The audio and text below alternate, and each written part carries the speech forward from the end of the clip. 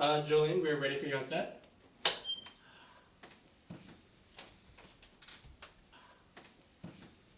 What the f***? Who are these people? What's happening?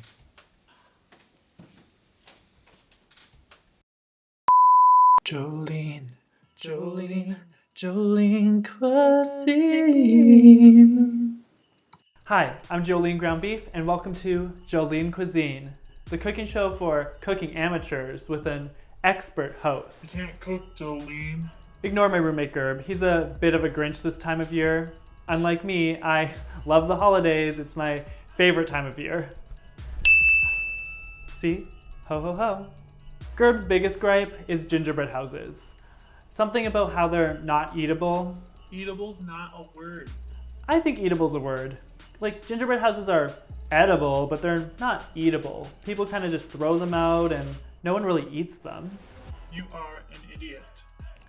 Today we'll be making gingerbread cake, and I've already sectioned off all the ingredients we will need.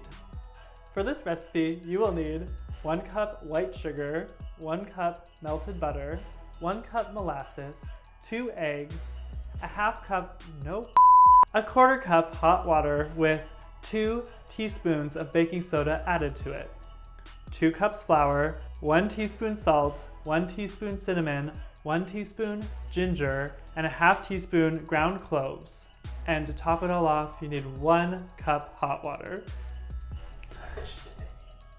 You will need a whisk, a spatula, a 9x13 pan, 2 bowls, and all those measuring spoons and cups that I previously mentioned. Preset your oven to 325, then measure out your ingredients. For the molasses, make sure you don't buy Robust or Blackstrap brand because it'll taste gross. Add spices to the flour and fully combine together in a separate container. Attempt to crack an egg with 1 hand. Then use 2 hands. Then add sugar, molasses, and melted butter. Make sure the butter is cool so it doesn't cook the eggs. Whisk the mixture together. When your wrist gets tired, change positions. When it still gets tired, hand it off to a crew member. Lazily mix baking soda with hot water and add it to the mixture.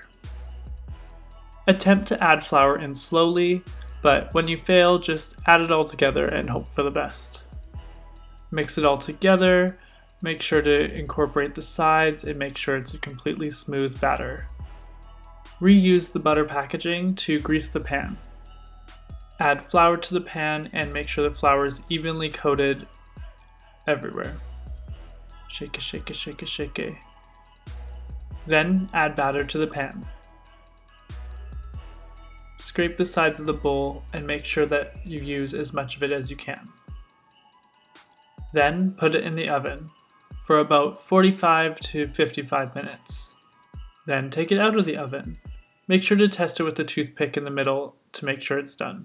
Once your cake is all cooked and it is fully cooled, you're going to pull it out of the fridge or wherever else it cooled in a completely different pan that definitely wasn't cooked the night before. Then you'll take a knife and you're going to cut it into as many equal squares as you can. Be careful. My definition of equal squares is pretty loose. She's a little cold. Then you'll grab your pie tool or whatever tool you have that will work, even if it is broken. Oh. We're not using this. So you'll grab a fork and you are going to pop out a piece, hopefully as completely as possible. That's good enough. You really want those center ones, those are the good ones. Don't worry, if you feel in doubt, I'm a professional. So if you're not unsure about how the product will look, don't worry, because it's gonna work for me. So you will take 2 of your cubes and you will stack them on top of each other. Now, for the dangerous part, and not for the faint of heart, you're gonna carve a roof above the other square. It may take a little, you can use some math if you really want to, but I don't think it needs it. Gerb, stop looking at my house like that. It might look funny now, but once the icing is on and it's decorated, it'll look like a little house. One side's a little different than the other, and I'm not fixing it. I'm gonna make 3 little houses, so it's a small little village. So once you have your 3 houses, you are going to take your pre-made icing that I'm not going to show you how to make and cover them. I use cream cheese icing because I find that it tastes best with the flavors of the cake. And you ice them.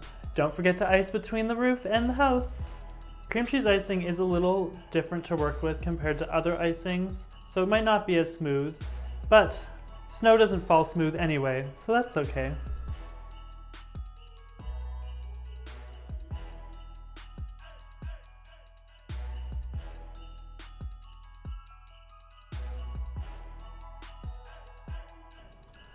And there we have it, your little gingerbread cake village. I hope you had fun in the process. If you lose a nail, just incorporate it into your art. See? Anyway, that's the show. I'm Jolean Ground Beef. Please follow, like, subscribe wherever you're watching this. And just to prove that this is eatable,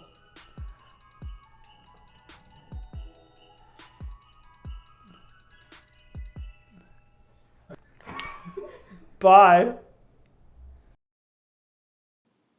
Joe, what's going on?